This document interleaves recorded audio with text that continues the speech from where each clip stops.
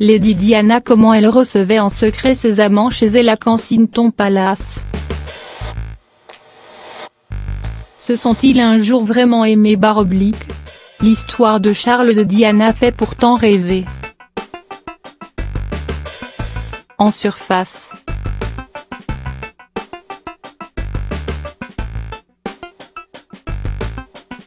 Le royaume britannique attend durant de longues années la femme qui trouvera sa place dans le cœur du prince. Mais au début des années 70, le futur roi d'Angleterre est bien loin de tout cela. La presse lui prête de nombreuses et éphémères relations. Et pendant ce temps, à l'abri des regards indiscrets, Charles succombe à une certaine Camilla Champ. Impossible pour son grand-oncle, Lord Mountbatten / Son choix se porte alors sur Diana Spencer. Superbe jeune femme, bien évidemment de sang bleu, apparemment d'une grande docilité.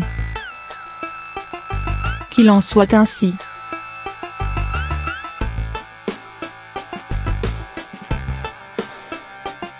Le mariage a lieu en la cathédrale Saint-Paul de Londres, le 29 juillet 1981. Deux petits princes, William et Harry, viennent combler la couronne et le peuple britannique. Voilà, en surface, le couple princier vit un conte de fées éveillé.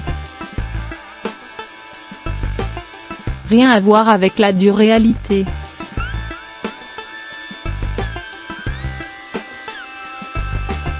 Rapidement, le mariage de Charles et Diana commence à être secoué par différents scandales. Une mauvaise entente, une vision de la vie différente, mais surtout des liaisons extra-conjugales.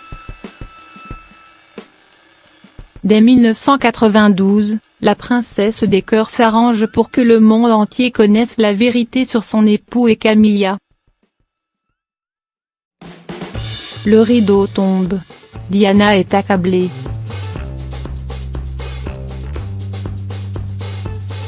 Alors elle tente de combler le vide laissé par les longues absences de Charles.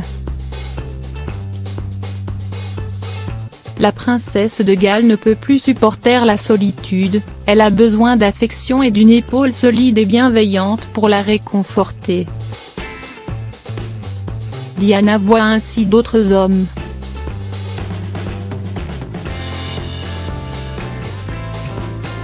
Et qu'importe ce qu'en pense la reine, le roi ou le prince. Elle part chercher ses amours d'une nuit en voiture, conduisant elle-même pour les retrouver en plein cœur de Londres. La mission est simple, ne pas se faire prendre /. Diana fait grimper les hommes dans le coffre pour que les policiers de Kensington Palace ne s'aperçoivent de rien.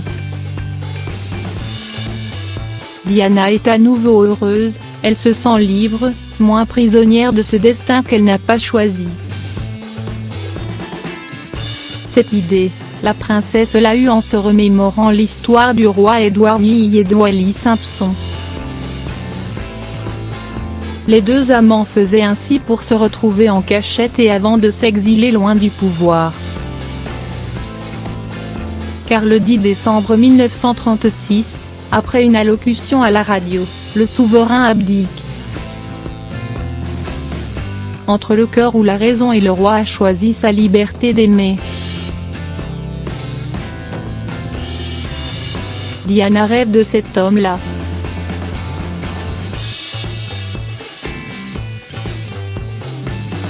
Un homme qui pourrait la libérer.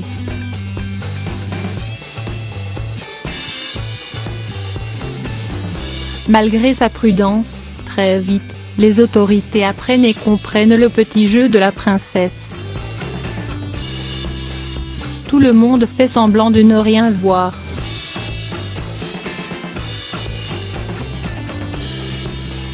De ne rien savoir.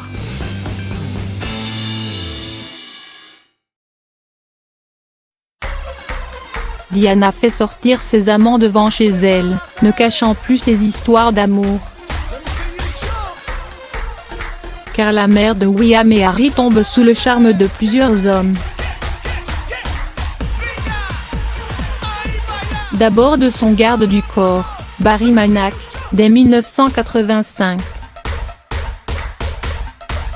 Diana est amoureuse, pense même à tout quitter pour lui. Mais quand cette histoire est découverte, Barry est flanqué à la porte. Il est tué peu de temps après. Diana confie alors dans un entretien filmé en 1992 que c'est le plus gros choc de sa vie. Il y a aussi James Heath, son professeur d'équitation avec qui elle reste près de 4 ans. Un homme qui s'avère mal intentionné.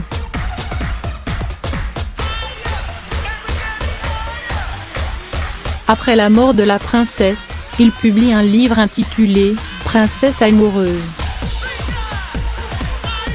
Puis le divorce avec Charles Consommé, Hassan Khan, un cardiologue d'origine pakistanaise, entre dans la vie de Diana. Une relation qui ne durera qu'entre 1996 à 1997. Et la liste des amants de la princesse de Galles est encore longue. David Waterhouse, le major d'Eli Feguard, Philly Dunne, le banquier, David Kerr, propriétaire d'une galerie d'art, Will Carling, ex-capitaine de l'équipe anglaise de rugby ou encore Oliver Hart, l'antiquaire. À la fois femme amoureuse, mère aimante et princesse blessée, Diana aura l'espoir jusqu'à la fin de sa vie de trouver celui qui pourrait la rendre heureuse et qui pourrait la libérer d'un mariage arrangé.